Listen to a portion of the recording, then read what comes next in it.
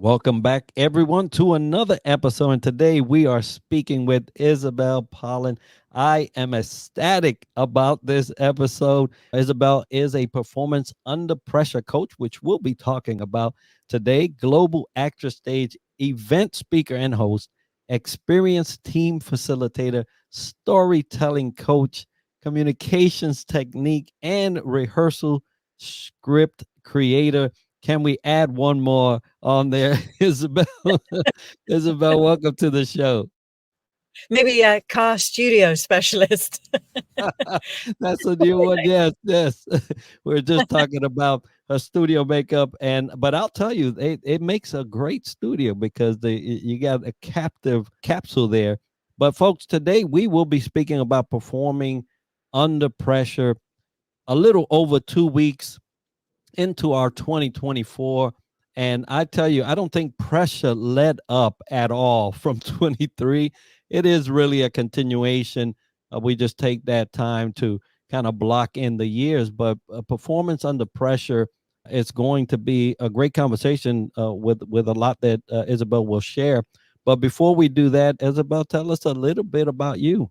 Absolutely. Enrique, thank you so much, first of all, for having me here. It's a great pleasure to be here. I'm speaking to you from London, which is where I was born. So that's a good place to start, perhaps.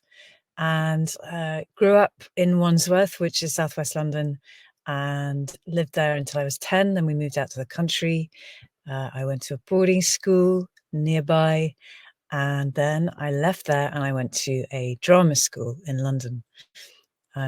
And I was very, very delighted to be given a scholarship to attend that drama school, which meant that my tuition was free, which was huge, even way back then. So we're talking 28 years ago now. And it was the most incredible 3 years of my life.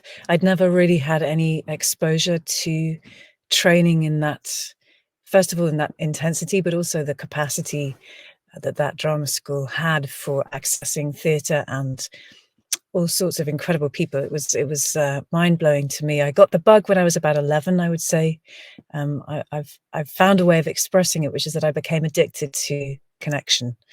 When I first got a part at school and realized that you could tell stories and you could hear heartbeats in the room with you, and breath and laughter and tears, it was addictive. And really ever since, that's been the driving purpose really of why I'm here, which is to connect with people, to use story to lift people, to connect people with each other as well. And also then that translated into my coaching work, which really began about 15 years ago.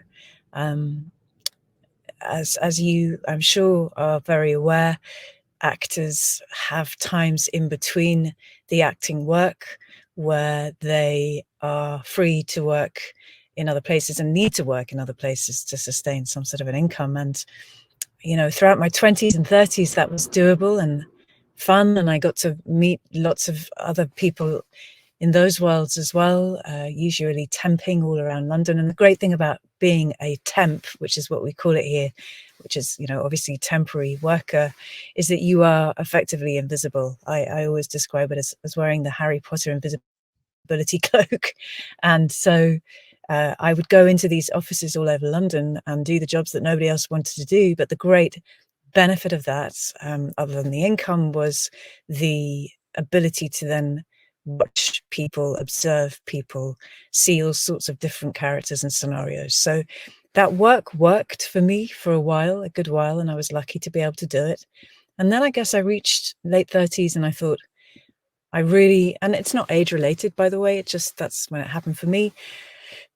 A number of other exterior factors meant that I was starting to really think about what else can I do that is more sustainable for me, both economically, but also financially, but also in terms of some kind of a build.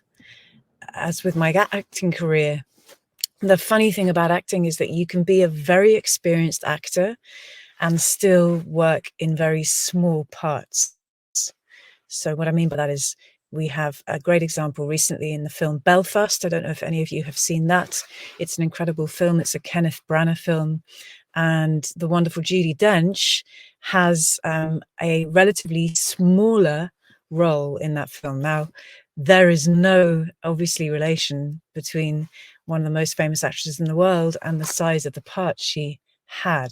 So you can be up at the top of your game and still choose and select the parts that you do, and the time that you take and the energy that you put into that work. With the coaching work, there is a build, and there is a build not only in terms of knowledge and expertise, but also in terms of really learning about yourself in that role. And so, you know, I've stood on stages in front of thousands of people around the world and felt, I'm always nervous. I have felt at home on stage. Put me in front of a room of people as myself, that was quite a different feeling. So I've had to build that way of being and that way of working. And now, started with a consultancy in North London, and then have worked with various teams since then, and have now, I have my own business, have had for 2 years, and coined the phrase performance under pressure coach, because I noticed that what I inherently had as a performer is an ability to work with pressure. And we'll get into that more further down the line. But that's me in a nutshell. I have a 7.5-year-old, I have a 19-year-old, almost 19-year-old stepson, and a partner here too called Camilla, who is an osteopath. And we all live in Twickenham, which is in southwest London. Wonderful. Now, if there's any profession that has pressure, I would have to say acting is one of those, because you mentioned being in front of thousands of people at times, maybe just a camera, and even that causes some anxiety and some pressure, and the ability to perform on cue, know your parts, and all that must be nerve-wracking at times. So I wanted to see or ask you, can you share a personal experience where you had to perform under high pressure situations, and how did you handle it, and what did you learn from it? Many come to mind when that question is asked, and I think today I'd like to select the one that started really very early on in my journey, and that was when I went to drama school and I went to the auditions. I auditioned for many different drama schools, and then I got into 3 of them, and the one that I really wanted to get into was the one I got into, which was wonderful. They had a series of 3 rounds. So initially you'd go for the first one, then you'd get called back for the second one. Those were you and a panel of people. That was it. And then the third round was a workshop day, an entire day there, working with other actors who were also being seen for a place. And over that time, I was 18, as green can be, as green as this jacket in terms of any sort of experience or exposure. So in that context, there was very little experience. There was also a real drive and a real desire to be there and to do it. And I remember the second monologue. So you have to prepare a series of speeches, and they are monologues or duologues or anything else. These were monologues, and one of them was Shakespeare. I have a deep love of Shakespeare, and you get to select which Shakespeare you do. There are certain parameters, but this one was The Merchant of Venice, and it is the character of Portia in The Merchant of Venice. Now, I had literally learnt this piece so that I could speak it in my sleep. I mean, I knew it so well. When it came to the moment of doing it in that whole day, I did it once, and then the whole point of that day is that you are directed. So it's a workshop style, and they see how you work as an actor with directors there, and of course your co-actors as well. So a group dynamic, and they redirected me in this piece. And then I went to do it again, and I completely what's called dried. I dried. I lost my lines, which was exceptionally strange and terrible in that moment, because it was the one moment I felt I really, really needed them. And so I carried on, and I said, I've completely lost my lines. I don't know why. And they said, well, that happens when you're redirected. When you're directed as an actor, the best directors are the ones that trust you can do the job. And with that trust comes an ability to really nudge you. I guess it's like any coach. If you were to drop it into the context of an athlete, I would say that the best athlete coaches are the ones that really nudge and push where they need to and leave the rest alone. And that's what it was like when I was directed that day. I'd been nudged into an area, and because of my lack of experience, I found the lines just went.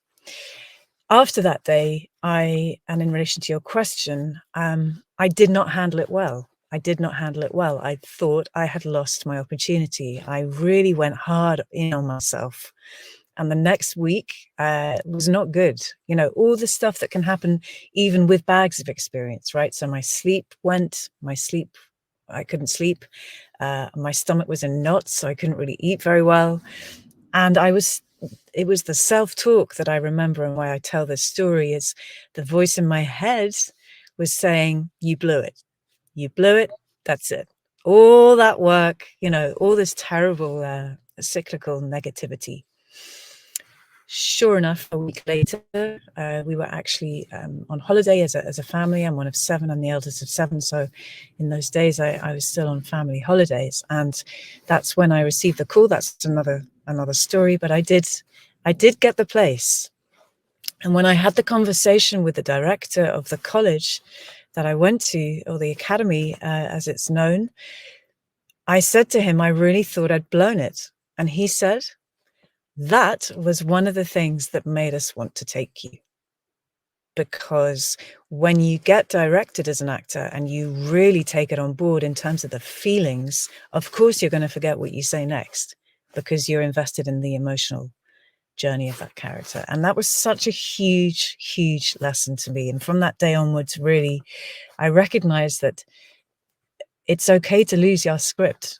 It's okay not to know what we're going to say next. And yet we put so much pressure on ourselves to be able to do that. And that can be dropped into all sorts of different contexts, I hope, for people. Absolutely. And different venues, different organizations, different trades have their own set of high performance issues and challenges. Mm-hmm. Acting is one. You said you thought you blew it. It's amazing how humans look for those human factors, right? Those things that make you human, that don't make you so polished, that make you moldable, that trainable. And a lot of people look for those things, those factors in others to say, okay, we can do something with this. What are Yes. some common factors that contribute to pressure in other fields? You worked other things, right, in Mm. between acting, and how can individuals prepare themselves mentally and emotionally to handle such situations? Because I know you was mentioning, hey, yeah, I really went down hard on myself because it was just a feeling, and we do get those times. Yeah. So thank you for the question. I think obviously everything is surrounded in context, and a big part of my work, particularly the more I do it, the more I recognize how important that is. So I would say, what's coming into my head right now is a wonderful emotional regulation. There's a book actually that I would highly recommend called Ruler. Some of you may well have come across it already, by the incredible Dr. Mark Brackett, MARC Brackett. He's the head of emotional intelligence for Yale, or he's got an emotional intelligence center there. He started it, he founded it. And the R in Ruler, and I'll let you discover the rest, stands for recognize. So recognizing your feelings, that is the first step, I would say, in any situation where you feel pressurized. And it's very different. Recognizing is a very different skill and a very different practice to judging, which is what can happen. We can come up with all sorts of, we are brilliant at making up stories in our head. And another woman whose work has changed my life, and whose work I follow most days, is Dr. Brené Brown, who I'm sure a lot of your listeners here are familiar with. She has a technique, she has a practice where in all lines of her work, particularly internally with her teams, she will say to them as a way into a conversation when she's feeling pressured, whatever that is, the story in my head is ... And the reason she does that is because we are brilliant at doing that. That's why we've managed to stay alive and evolve for as long as we have. And that's great when it serves us.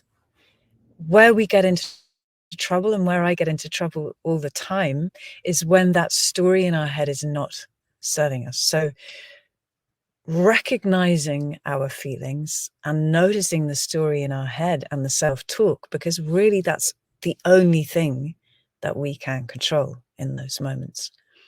And so I'd say that's a massive skill to practice, and it takes practice. Everything takes practice. It's incredible how we expect ourselves to perform under pressure when we don't practice it.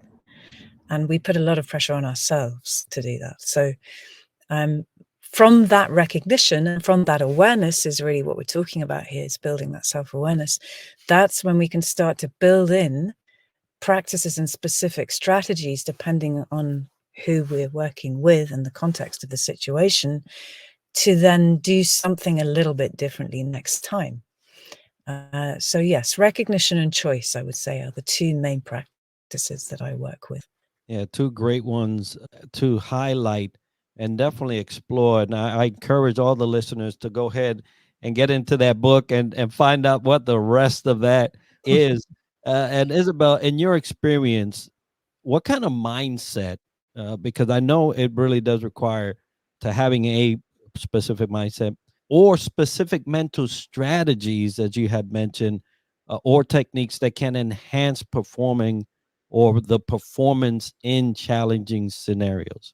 So I feel very humbled to be asked this by you, Enrique, because your mindset and your language and your energy and your presence, since I've known you and had the privilege of knowing you, is a wonderful example, I think, of a leadership mindset.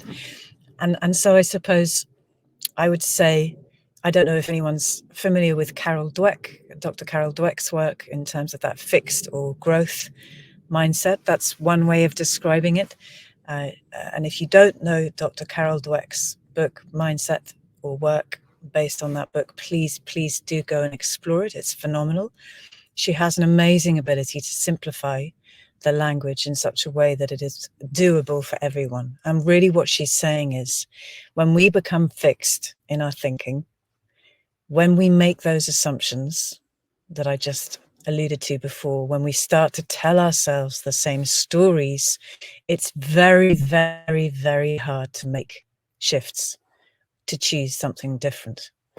And when equally we are able somehow to access that growth mindset, and it is really what it says on the tin, the ability to find a way, and it's not easy at all, otherwise we'd all be doing it, right? But to find a way to open up our mind to different ways of doing things, that really is it. And there's so much work out there about this, so I'm going to really try and put it through my lens, which is, as an actor, you hear no over and over and over and over again. You hear no a lot. You very rarely hear yes. You sometimes hear yes, and then there's another block, and there's another no. So you have to get used to and practiced with developing a mindset that allows you to learn from the failure.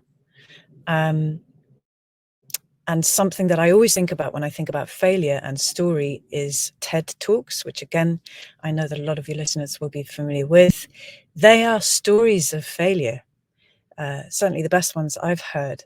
They are talking about, this is what I did, this is how it failed, and here's what I've learnt from it.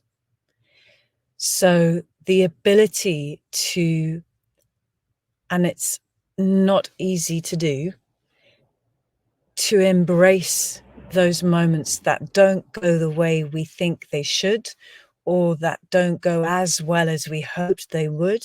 What I'm learning is that those are incredible opportunities to go again and go again. And that actually the process, falling in love with the process, and then the results take care of themselves. That's actually an osteopath that said that. Dr. Andrew, and I really should remember his surname, but I can't, and I will post it for you. But that was his one-liner. Look after the process and the results will take care of themselves. And it's absolutely true. So the mindset to stay focused on the process rather than always thinking about, am I getting it right? Or is this going to get me the result I want? That, I think, is key. And it's particularly challenging in the world we're in now because we're so used to results. Absolutely. And as we're discussing performing under pressure, we kind of spoke about what it is. We also spoke about how to get a mindset or a strategy around those. And so I know, like often things, there's a misconception of what performing under pressure is. And I'm sure there are some. What are some of those? And how can dispelling these misconceptions help individuals better navigate challenging situations? Yeah, great question. So I think the first one, to answer your first question, the one that I come across most is the belief that if somebody has been doing their role for a long time, that they will be fine getting up and speaking or leading that meeting or having that conversation or whatever it might be. And so there's a myth. There's a myth about the level of experience that individuals have in whatever their world is and their ability to then perform under pressure. Because in my experience, there can be a big, big gap for a myriad of reasons between those two things. So that's the first thing. And there's many, many others, but that's the one that comes to mind. And I think at both ends of the spectrum, that can be equally dangerous. So what I mean by that is for the people up there in an organization, let's say, it can be very dangerous to think, oh, well, they're experienced, they've been on the leadership team for however many years, they can handle it, so I'm going to give it to them. Equally, it can be dangerous to think they've only just come into the organization, they're not experienced enough to be able to handle this situation. And to flip that, the other version of that is as unhelpful. So I would say that my work is concentrated on that gap, filling that gap, but also checking the assumptions that are happening. How do we dispel that? Well, I would say, again, depending on the context, there are a number of different ways of dispelling those assumptions. But what I would say is always, when you're going into any situation that's pressured, give yourself, so I call it the Tom Daly approach, and I may well have mentioned this in Aloha, in our other wonderful chat. Tom Daly is a British diver, as I'm sure you're aware, gold medalist many times, wonderful, wonderful young man. And I came up with this idea of the Tom Daly approach because, let's face it, all of the attention is on the dive. It's on that moment he jumps off the board. And how he dives and how he lands in the water is what then gives him or doesn't give him that medal. There are so many things that have to happen before he even gets to that moment. And it's true of every athlete. I'm no athlete, but I am a marathon runner, and I can relate to this, which is that how he sleeps, how he trains, how he manages his relationships in his personal life, how he is impacted by media, etc., etc., etc. All of that impacts that one moment, how he waits for the dive, how he walks to the board, up the steps and along that board to the dive, even that moment that he gets to the end of that diving board, the voice in his head is the only thing that he has. So again, it's back to that. It's all really about that self-awareness and dispelling some of the stories that haven't served us, I think is probably the most powerful thing, certainly that I'm experiencing. And I say experiencing because it's ongoing. And it can be immensely, immensely life-changing and empowering for those of you that have to face those situations. Absolutely. Now you was talking about the diving board. You took me back to my second class swim qualifications in the Navy, and I had to get on a 50-foot dive board and jump off. And talk about high pressure. Well, I didn't know. I just had to let go. I had to let go Right, and right, just let everything be what it would be, right? And exactly. we face so many different high pressure moments in our life. Mm, You name it. There may be a level of high pressure, anxiety, mhm, that need to perform, especially for a crowd or spectators, right? Onlookers, is mhm, always something that will put you right smack in the middle of anxiety and mhm, everything that may come with that. Now, can you provide some practical tips or advice for those listening that may be facing pressure in their professional life or mhm. even personal life because it happens? And how can they build resilience and perform at their best when the stakes are the highest? It's the $1,000,000 question, right? And um, I would say, again, it's an ongoing process. That's the first thing I want to say here. And I feel so lucky to be given the opportunity to share this with all of you. Remember, it's a process. It's not going to happen overnight. It does take practice, and different things work for different people. And I want to go back to your Navy diving recollection there, Enrique, because that's such a brilliant, brilliant example of it. Um, and yeah, absolutely. In the moment, letting go and letting things happen is incredibly powerful. It's so hard to do. We are wired to survive. We are wired to find the things that are not working. So, within this process that I'm talking about, practice finding the things that work for you, not for Daniel in the office, not for Katie on the call, but for you. Because that way, when you really start to know what you do well and what works for you, and by the way, that will change throughout your life. When you give yourself permission, so I've created a word recently, it's been my word for 2024. It's a combination of self and permission, and it's called self-mission. And it's about that ability to give ourselves permission to do the things that work for us, whatever that context is. That's one thing. The second thing is go back to basics. Really, really go back to basics. And I don't mean that to sound like a step backwards. What I mean by that is, are you sleeping? Sleep is the root of everything. There's buckets of neuroscience out there about this. But fundamentally, we all know, even those of us that struggle with our sleep, day to day, night to night, we know that we function better. Our bodies do their revamp, they do their clean out, they do their recheck, rebalance. Everything happens in sleep. So start with your sleep, even before you get to what's the budget, who's involved in the project, how many days do I have to do this stuff. Really zone in on your sleep first. I'd say the next thing is move in whatever way you can. And I'm careful not to use the word exercise because that can sound like a thing, and it can sound quite heavy for people. I say move because movement can happen in any way.